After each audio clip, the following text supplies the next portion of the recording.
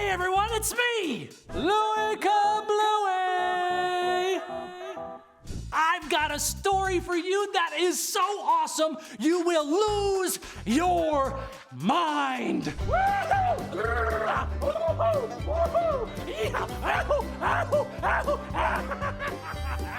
Here's what you need to know. God promised this group of people called the Israelites that they would live in the beautiful land of Canaan.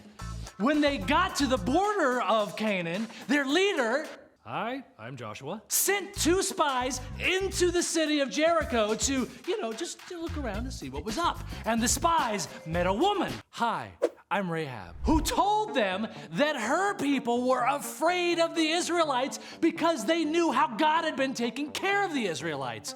Specifically, he caused them to defeat all their enemies.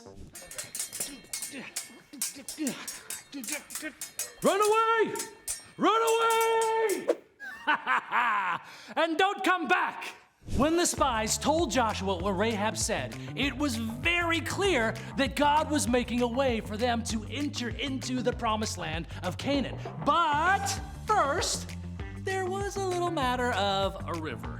The Jordan River was over 120 miles long. It was so full that the parts of it were flooding the land all around it, and it was between the Israelites and Jericho, which means there was no way to get across. What about a people catapult?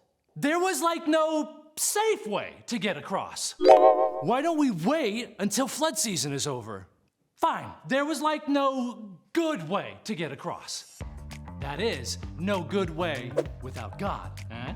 But God was on their side, so God made a way, a good way and safe.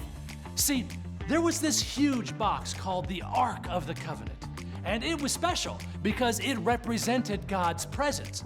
It was so special that it could only be carried by certain priests, and God had instructions for them.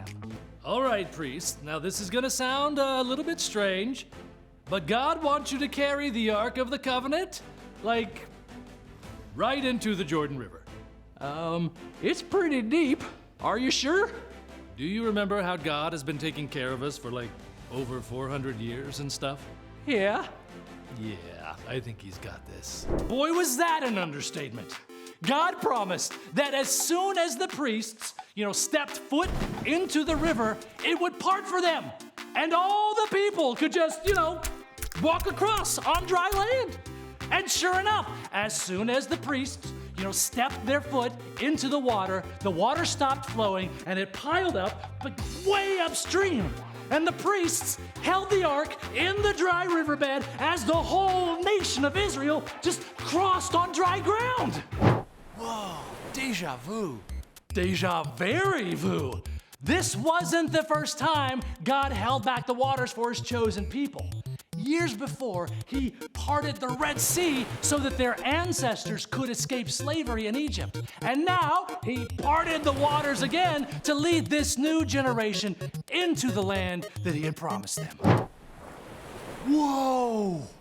This was a big deal. So to remember what God had done, Joshua gave them another assignment. Gather 12 large stones from the riverbed, 1 for each tribe, and we will build an altar. These tribes were kind of like the 12 major families that made up all the Israelites. So this altar would be a project for every single one of them. It would stand as a reminder to their kids and grandkids and great-grandkids and great-great-grandkids and great-great-great-great-great. You get the idea. It would be a reminder of how God led them across the Jordan River. God showed the Israelites that he was with them and that nothing could stand in his way. Phew! I love this story so much because it's a reminder for you and me that God can make a way through anything. Pretty awesome story, right?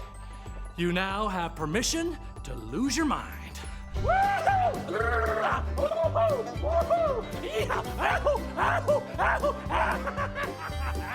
See you next time.